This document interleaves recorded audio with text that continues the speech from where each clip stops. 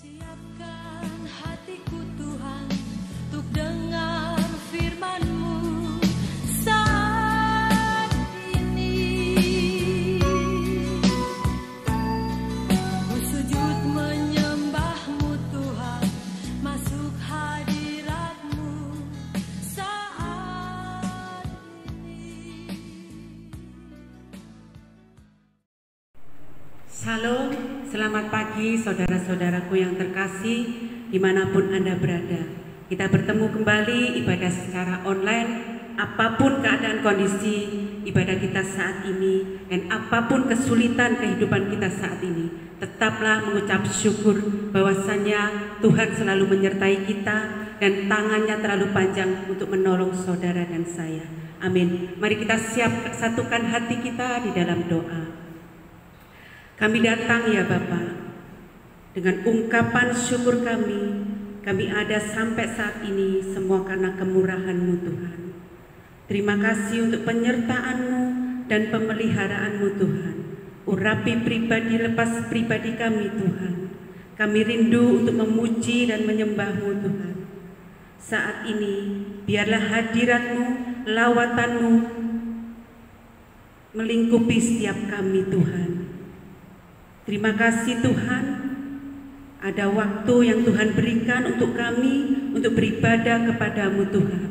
Biarpun saat ini cara kami beribadah terpisah di dalam ruang waktu Tuhan, terpisah dalam waktu, tetapi firman-Mu berkata, 2-3 orang berkumpul, Tuhan hadir di tengah-tengah kami. Terima kasih Tuhan, bertahtalah di atas pujian dan penyembahan kami Tuhan. Terima kasih Tuhan Yesus. Terima kasih Roh Kudus, hanya di dalam nama Tuhan Yesus. Haleluya. Amin.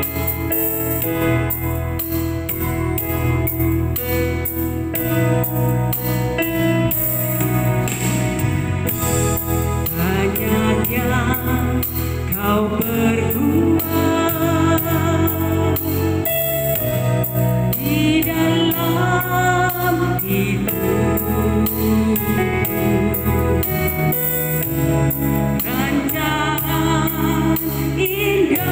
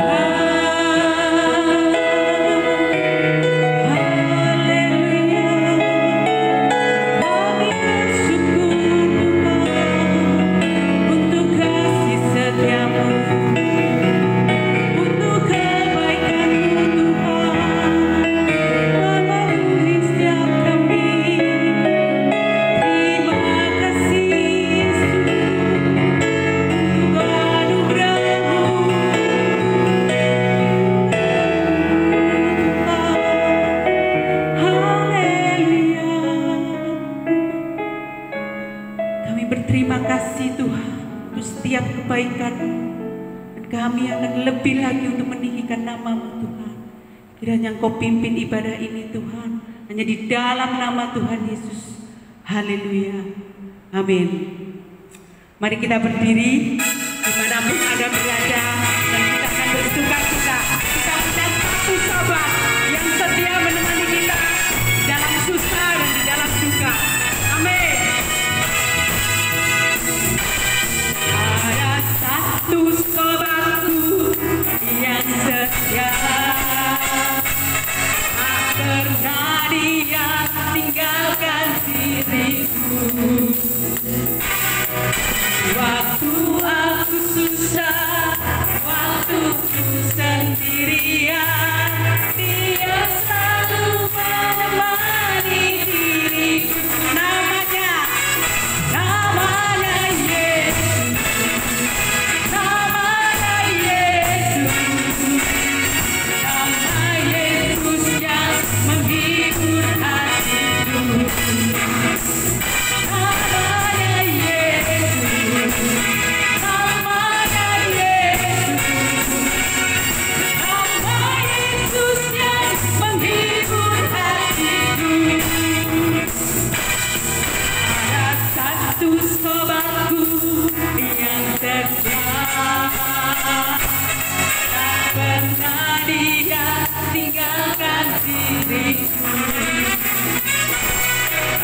Waktu aku susah, waktu ku sendirian, dia selalu menemani diri. Katakan namanya Yesus, namanya Yesus,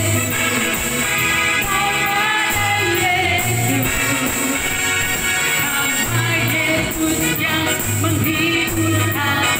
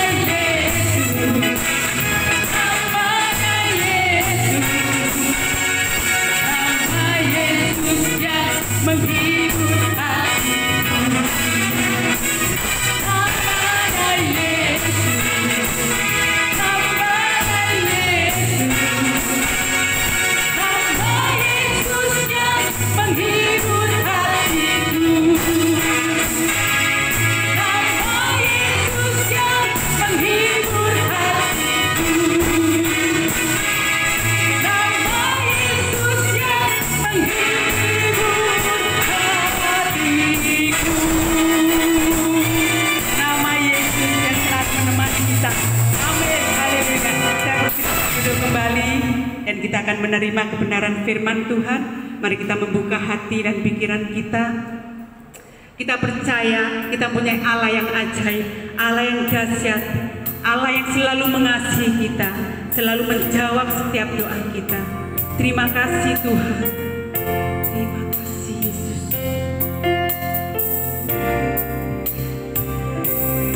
Tiada yang seperti Engkau, begitu mengasihiku. Kau Tuhan sanggup menjawab semua seru doaku. Tiada yang seperti Engkau, begitu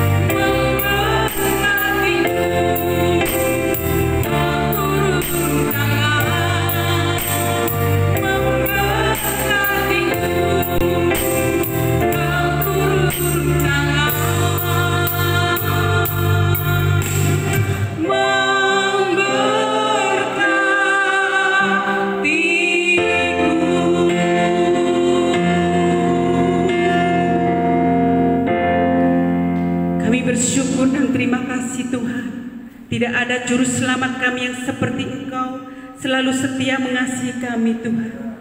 Ajar kami serta bimbing kami Tuhan, supaya kami juga semakin setia untuk melayani-Mu Tuhan, serta mengasihi Engkau Tuhan. Terima kasih Tuhan untuk kebaikan-Mu dalam hidup kami. Tiba saatnya kami akan mendengarkan firman-Mu. Tolong jamah hati dan pikiran kami Tuhan untuk menerima kebenaran firman-Mu, supaya firman yang kami dengar saat ini Tuhan dapat bekerja di dalam kehidupan kami sesuai kehendak-Mu Tuhan.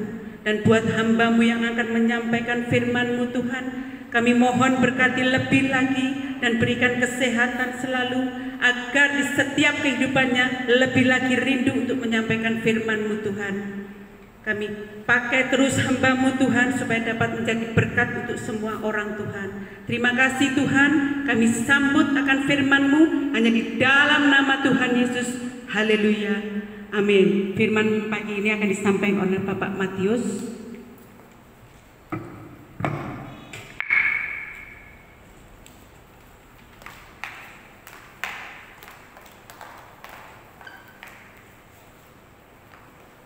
Puji nama Tuhan, kita dipertemukan kembali di rumah Tuhan. Kita bersama-sama memuji nama Tuhan, dan juga kita akan belajar untuk kebenaran firman Tuhan. Dan pagi hari ini kita akan membaca firman Tuhan dalam kitab Amsal pasal 9 ayat 8 sampai ayat yang 9. Firman Tuhan berbunyi demikian, janganlah mengecam seorang pencemooh, supaya engkau jangan dibencinya. Kecamlah orang bijak, maka engkau akan dikasihinya. Berilah orang bijak nasihat, maka ia akan menjadi lebih bijak. Ajarilah orang benar, maka pengetahuannya akan bertambah. Amin. Puji nama Tuhan. Saudara sekalian yang kasih oleh Tuhan, bahwa tema hari ini adalah terimalah teguran. Dan sungguh menarik saudara kalau kita memperhatikan kitab yang pasal, di mana pasal dari Amsal pasal 9 ini, kalau kita perhatikan ya, bahwa ini merupakan suatu nasihat ya dari Amsal ya, karena sebelumnya dari pasal 1 sampai pasal 8 itu juga berisi nasihat, dan ini puncaknya ya, nasihat ya, yang dituliskan dari pasal sebelumnya, di mana penulis Amsal memberikan statement bagi orang untuk memilih, memberikan pilihan antara memilih hikmat dan atau menolak kebodohan ya, di dalam dengan menyandingkan kedua pilihan itu sebagai dua pilihan ya, dari lembaga Alkitab memberikan judul undangan hikmat dan undangan kebodohan. Dan saudara-saudara sekalian, di mana di dalam pasal ini ada dua sisi yang ditonjolkan, yaitu dari undangan hikmat dan juga dari undangan kebodohan ya. Nah, saudara-saudara sekalian yang dikasihi oleh Tuhan, kita akan melihat dua sisi itu, yaitu dari undangan yang pertama adalah undangan hikmat ya, yang diwakili yaitu dengan perempuan bijak ya. Ada perempuan bijak dan juga ada perempuan kebodohan atau bal, atau nanti kita melihat sebutannya perempuan ini ya. Dan saudara sekalian, yang pertama kita akan melihat undangan hikmat ya, dimana kalau kita melihat, diperhatikan ayat 1, dikatakan hikmat telah mendirikan rumahnya, menegakkan ketujuh tiangnya ya, memotong ternak sembelihannya, mencampur anggurnya, dan menyediakan hidangannya. Pelayan-pelayan perempuan telah disuruhnya berseru-seru di atas tempat-tempat yang tinggi di kota. Nah, saudara kalian dikasih oleh Tuhan, kedua sisi, baik undangan hikmat maupun undangan kebodohan, itu sama-sama berseru-seru ya di tempat-tempat tinggi di kota. Dan kita juga melihat baik undangan hikmat maupun undangan kebodohan. Kalau undangan hikmat itu mengadakan pesta besar ya, menyembelih ternaknya, mencampur minumannya ya, menyediakan ya. Orang yang dikatakan perempuan bijak ini orang yang bertanggung jawab. Jadi menyelenggarakan pesta itu dia demikian menatanya ya, menyediakan dengan sebelumnya dengan baik ya, dengan untuk orang-orang yang diundangnya. Dan orang-orang yang diundang adalah orang-orang yang tidak berpengalaman. Yang kedua adalah orang-orang yang tidak berakal budi, itu diundangnya. Dan itu bisa dilihat di dalam ayat 4 dan 5, mereka diundang ya, suruh mampir ya, suruh menikmati hidangan yang telah disediakan.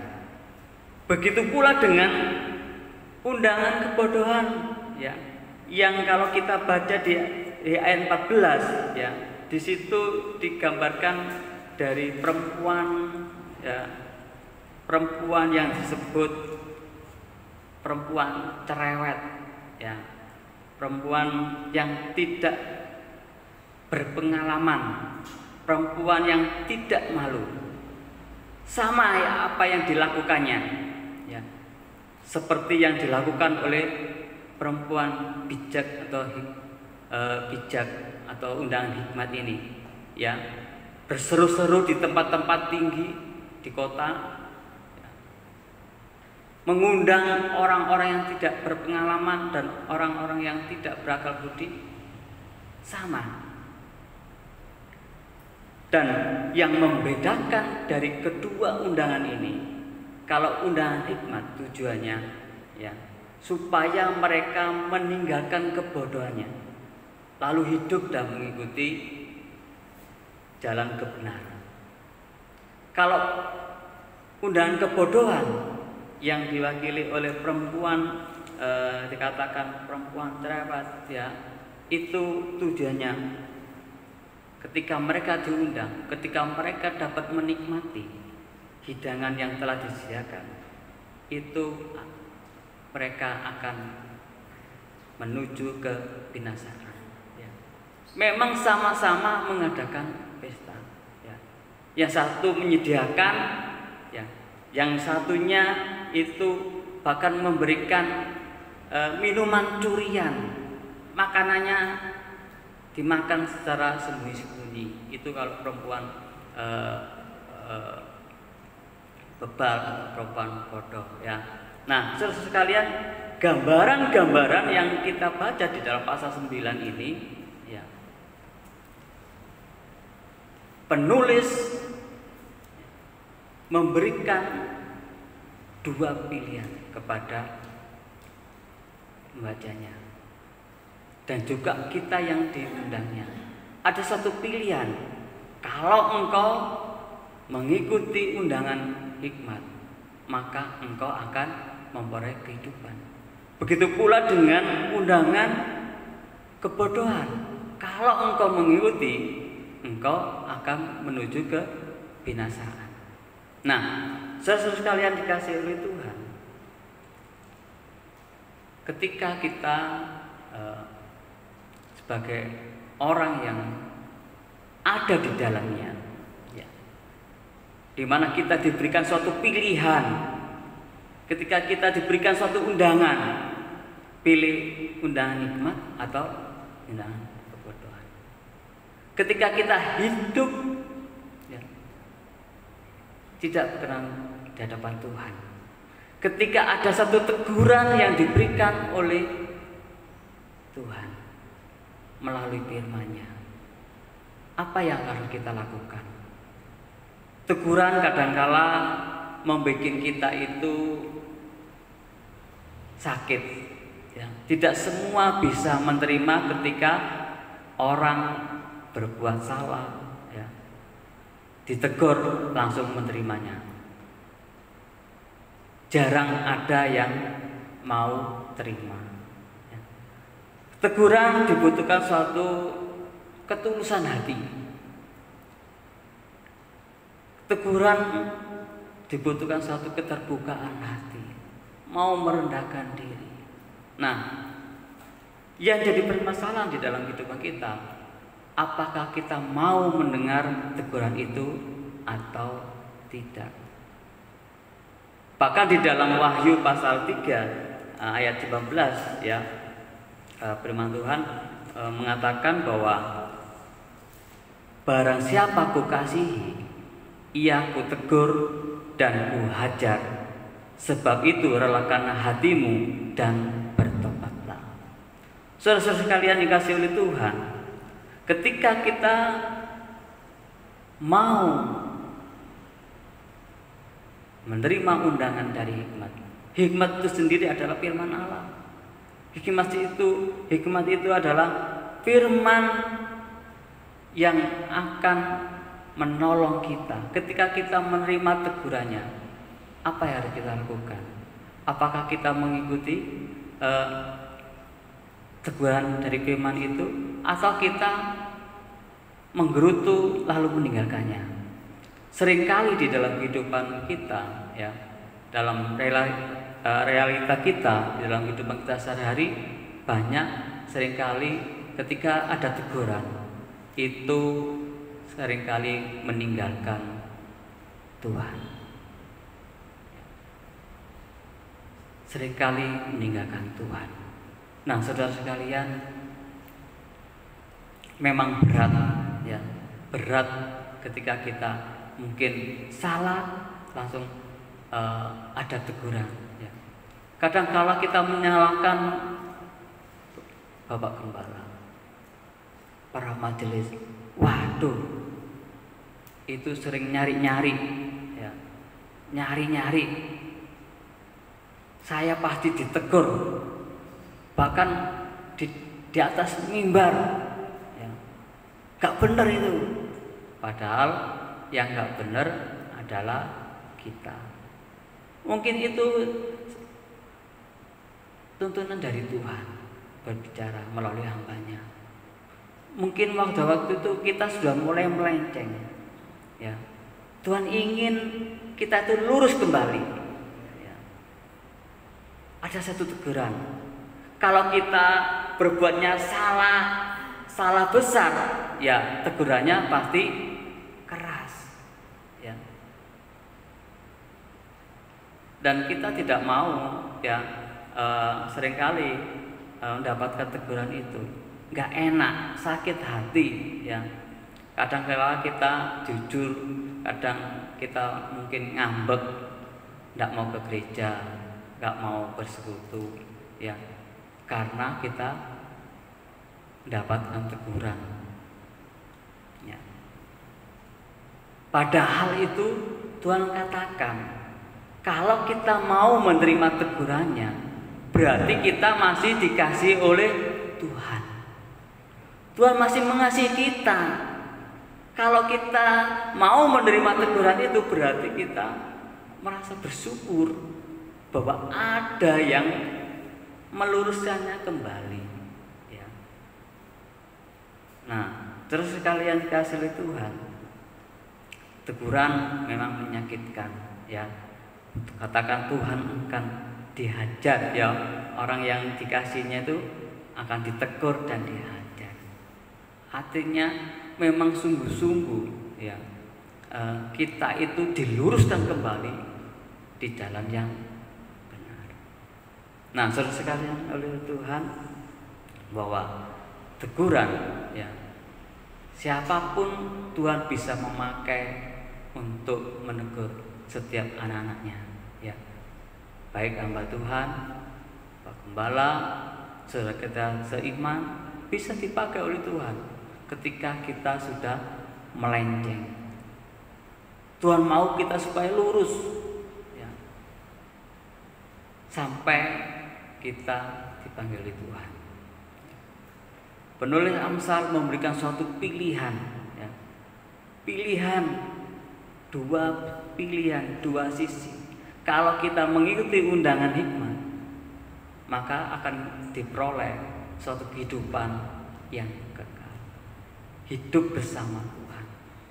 Kalau pilihan kita memilih undangan kebodohan, kita akan mendapatkan suatu kebinasaan. Nah, seringkali yang kita dengar bukan undangan hikmat, tetapi undangan kebodohan. Memang kadang-kadang terkesan seakan-akan manis, ya, menarik, bisa mengobati hati kita, bisa menuntun kita, tapi ujung-ujungnya menuju ke binasaan. Ya. Salah satu contoh kalau undangan kebodohan kan ketika kita ada masalah dan kita curhat, maka orang itu akan mengajak kita, sudahlah, kamu harus sabar menghadapinya. Manis toh, nah, ya, manis, seakan-akan baik, sabar, ya, kamu harus kuat.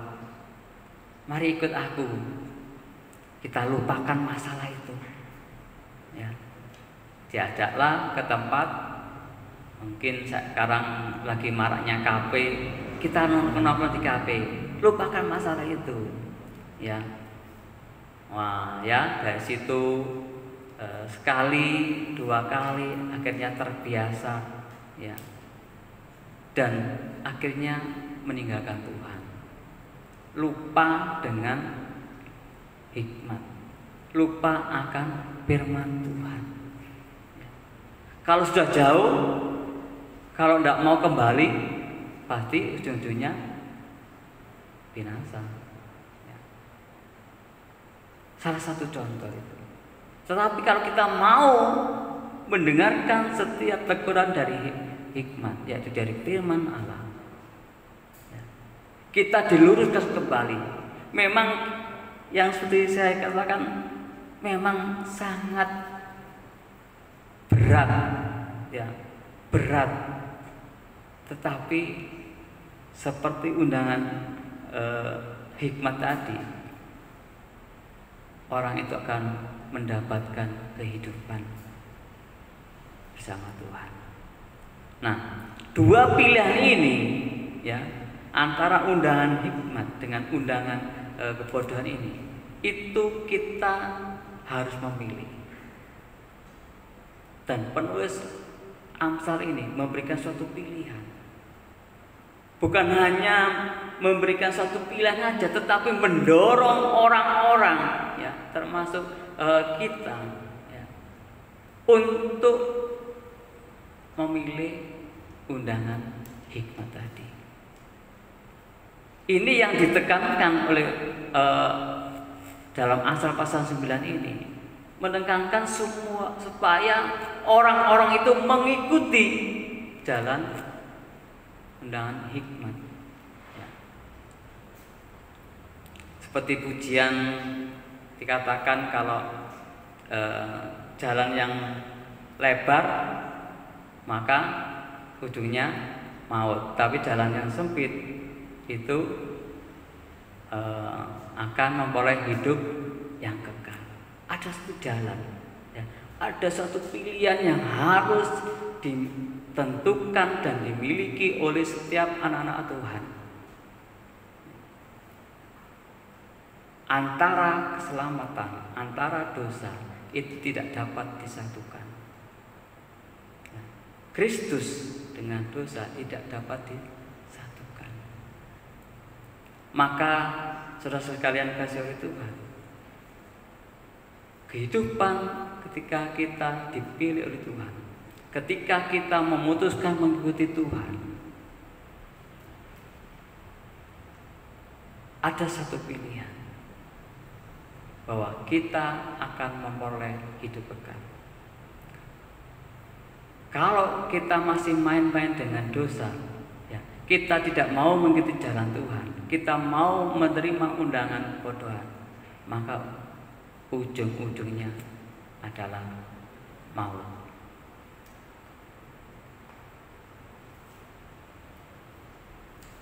Pilihan ini tidak bisa kita, ya udah saya setengah-setengah aja, saya juga ikut sana, ya, saya juga ikut yang sini. Tidak bisa. Harus ditentukan, bahkan dari sekarang tentukan pilihanmu. Tentukan engkau ikut hikmat, ikut Kristus, atau engkau ikut dosa. Zaman sekarang tidak boleh main-main, dan itu firman Tuhan sudah tegaskan, sudah memberikan suatu gambaran bagi setiap orang yang diundangnya, termasuk kita. Kita adalah bagian dari undangan yang Tuhan telah sediakan. Undangan bagi kita. Dan ketika kita sudah memilihnya, kita tidak boleh main-main lagi dengan dosa. Kalau tergiur, ya, kita cepat-cepat kembali kepada Tuhan. Ya. Kita terus berpegang. Nah, bagaimana kita dapat menerima setiap teguran itu? Yang pertama adalah kita harus selalu menjalin persekutuan dengan Tuhan. Menjalin hubungan dengan Tuhan, dengan bersekutu. Ya. Yang kedua, kita membaca firman Tuhan, mendengarkan firman-Nya dengan membaca firman Tuhan. Apa yang Tuhan katakan melalui firman itu adalah hikmat. Dan ketika kita mendapatkan teguran itu, kalau kita sudah menjalin hubungan dengan Tuhan, kita sudah bersekutu dengan membaca firman Tuhan, maka ketika ada teguran itu, kita akan menikmatinya dengan rasa ucapan syukur kepada Tuhan. Oh iya Tuhan, terima kasih, Tuhan sudah mengingatkan. Terima kasih Tuhan, Engkau sudah menolong saya tidak sampai terbawa arus. Tuhan sudah memegang kita. Nah, saudara sekalian, dua pilihan ini menjadi PR bagi kita, dan itu harus ditentukan di dalam kehidupan kita. Apakah kita pilih undangan hikmat atau kita pilih undangan bodoh? Maka setiap teguran yang telah diberikan oleh Tuhan akan memberikan dampak bagi kita, ya, memberikan dampak bagi kita sebagai orang percaya.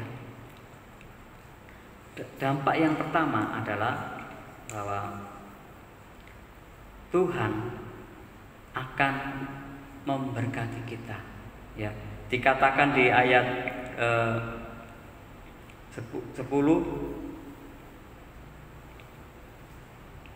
permulaan hikmat adalah rasa takut akan Tuhan, dan mengenal yang maha kudus adalah pengertian.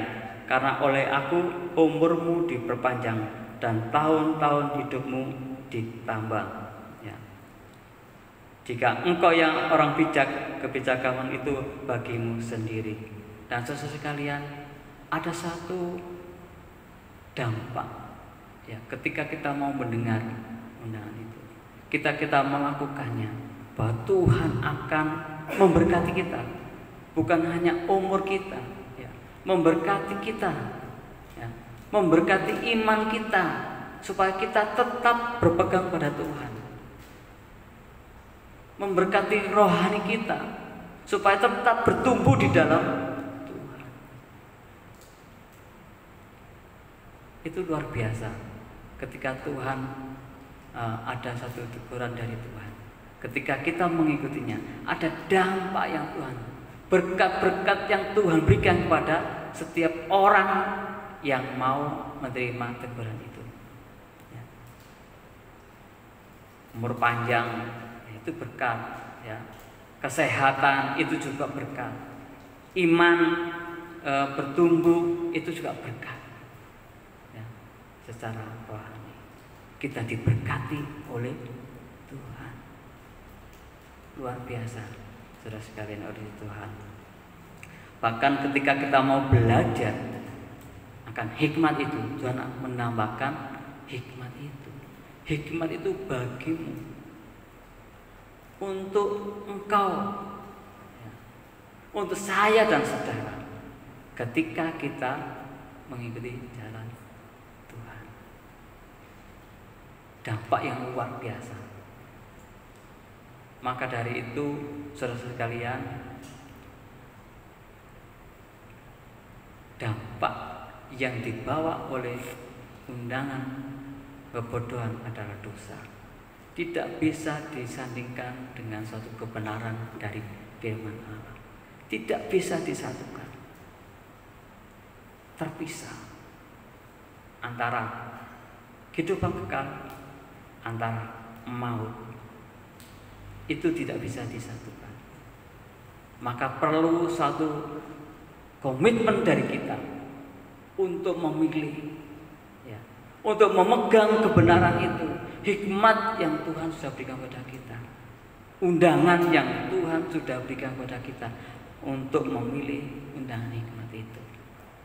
Jangan setengah-setengah, jangan suam-suam kuku, tetapi kita harus punya pilihan tepat. Ya. Bahkan firman Tuhan katakan kalau engkau suam-suam kuku akan dilemparkannya. Ya. Tidak bisa orang akan bilang, aku nanti tak aja, pokoknya gandol. Tidak bisa. Itu ditentukan oleh pribadi masing-masing. Istri tidak bisa gandol sama suami. Suami tidak bisa gandol sama istri. Anak tidak bisa. Pribadi masing-masing harus punya pilihan. Apakah engkau menerima undangan hikmat atau menerima undangan kebodohan? Pilihan ini berlaku bagi kita. Dan saya dan saudara harus menentukan pilihan itu. Mengikuti jalan Tuhan atau jalan iblis. Ya. Ujungnya maut kalau iblis. Kalau kita ikut Tuhan, kita mendapatkan kehidupan kekal bersama Tuhan. Di Tuhan, saudara sekalian, renungan pada pagi hari ini biar menjadi rema dalam kehidupan kita. Mari kita tundukkan kepala. Tuhan Yesus, kami bersyukur untuk firman Tuhan, untuk kami belajar kebenaran-Mu, untuk undangan yang Tuhan berikan bagi kami, dan itu berlaku sampai saat ini. Tuhan, bagi kami untuk memilih pilihan apakah mengikuti undangan hikmat atau mengikuti undangan kebodohan. Dan kami ingin Tuhan untuk memilih undangan hikmat yang dari Tuhan. Kami ingin Tuhan bersama Tuhan. Dan setiap teguran-teguran itu membuat kami untuk tetap bertahan, untuk kami boleh bertumbuh di dalam Tuhan. Untuk itu Tuhan, tolong kami, mampukan kami untuk terus memegang undangan yang dari Tuhan. Terima kasih Tuhan, hamba-Mu telah selesai berbicara Tuhan. Biar Allah Roh Kudus menolong setiap anak-anak-Mu Tuhan, agar firman-Mu ini terus bertumbuh di dalam hati kami semua, dan ajar kami untuk dapat melakukannya. Terima kasih Tuhan Yesus, terpujilah nama-Mu. Haleluya, amin. Kami serahkan kepada Pak Gembala.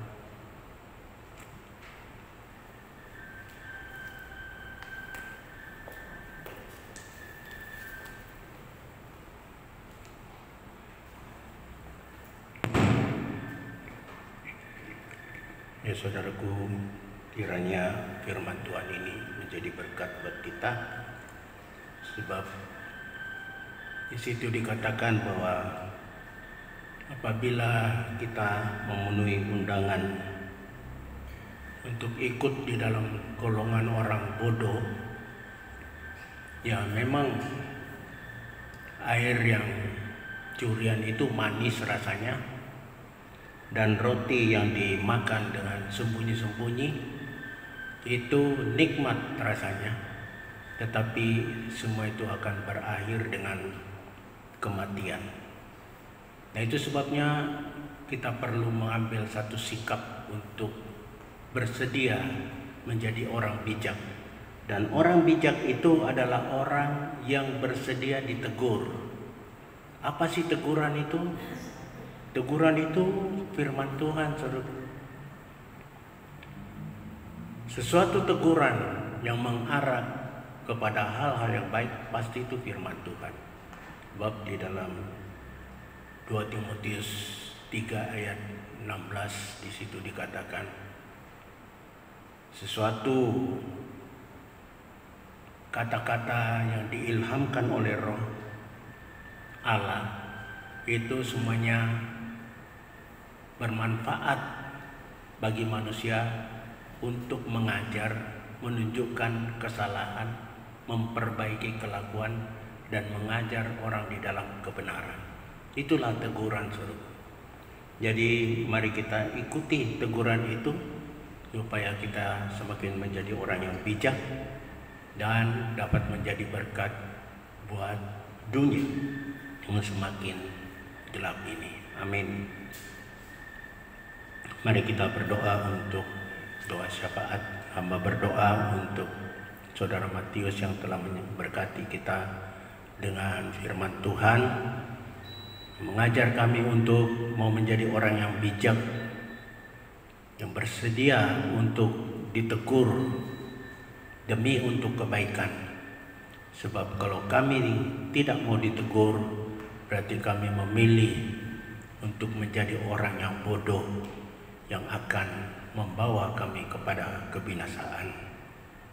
Berkati Tuhan apa yang telah dilakukan, pelayanannya, pekerjaannya, rumah tangganya.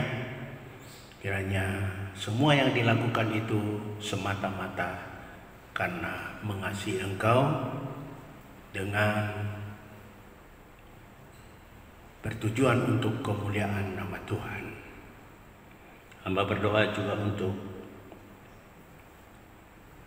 pemerintah bangsa dan negara kami di dalam situasi yang sulit, disertai dengan berbagai malapetaka yang menimpa negara kami. Kami tahu Tuhan, itu Tuhan izinkan untuk membuat kami introspeksi, terutama kami anak-anak Tuhan, hamba-hamba Tuhan. Sudahkah kami melayani Engkau dengan segenap hati, dengan segenap kekuatan, dengan segenap jiwa kami? Ataukah ada unsur-unsur lain di balik itu semuanya untuk kepentingan kami? Ampuni kami hamba-hamba-Mu Tuhan, anak-anak-Mu yang memiliki pandangan yang masih salah di dalam melayani dan mengiring Engkau. Melalui peristiwa ini, kami semakin menyadari bahwa ini adalah bentuk teguran dari Tuhan untuk kami boleh kembali dalam pelayanan yang murni, tulus, yang tujuannya tidak mencari keuntungan bagi diri kami, tetapi untuk kemuliaan nama Tuhan semata. Hamba berdoa supaya pemimpin bangsa kami, baik itu yang di eksekutif, presiden, wakil presiden, para anggota kabinet, pemimpin-pemimpin daerah, dari yang tingkat tinggi sampai yang terendah, begitu juga lembaga legislatif, DPR dan MPR. Tuhan pakai mereka semuanya berserta dengan anggota-anggotanya supaya melakukan tugas-tugas mereka untuk kesejahteraan sosial bagi seluruh rakyat Indonesia. Begitu juga yudikatif, Mahkamah Agung, kiranya Tuhan berikan hikmat supaya ketiga lembaga negara ini bekerja bersama-sama untuk mewujudkan masyarakat adil dan makmur. Terima kasih Bapak. Hamba berdoa juga pada hamba-hamba Tuhan yang melakukan pelayanan. Kami tahu di dalam kondisi yang sulit ini pelayanan kami dibatasi, tetapi kami tahu Tuhan, Roh Kudus tidak akan tinggal diam. Roh Kudus akan terus bekerja supaya banyak bilangan orang dapat diselamatkan. Hari ini hamba berdoa juga untuk anak-anakmu yang mengambil bagian di dalam pelayanan, baik itu Saudari Herlina, Angel, itu juga Michelle, Saudara Joko, serta multimedia yang telah berdiri lelah sehingga acara ini dapat terselenggara. Kiranya Tuhan juga memberkati mereka. Terima kasih Bapak. Terima kasih. Mari kita angkat tangan kita. Tuhan memberkati kita dan melindungi kita. Tuhan menyinari kita dengan wajah-Nya dan memberikan kasih karunia. Tuhan menghadapkan wajah-Nya dan memberikan damai sejahtera. Kiranya berkat dari Allah Bapa, cinta kasih Tuhan Yesus di dalam persekutuan dengan Roh Kudus akan memberkati, akan memimpin, akan menyertai kita dalam melakukan tugas-tugas pelayanan, terutama taat akan firman Tuhan mulai saat ini sampai Tuhan Yesus datang pada kali yang kedua. Dalam nama Tuhan Yesus, hamba mohon ini semuanya bersama kita mengatakan amin. Selamat, Tuhan memberkati kita semua.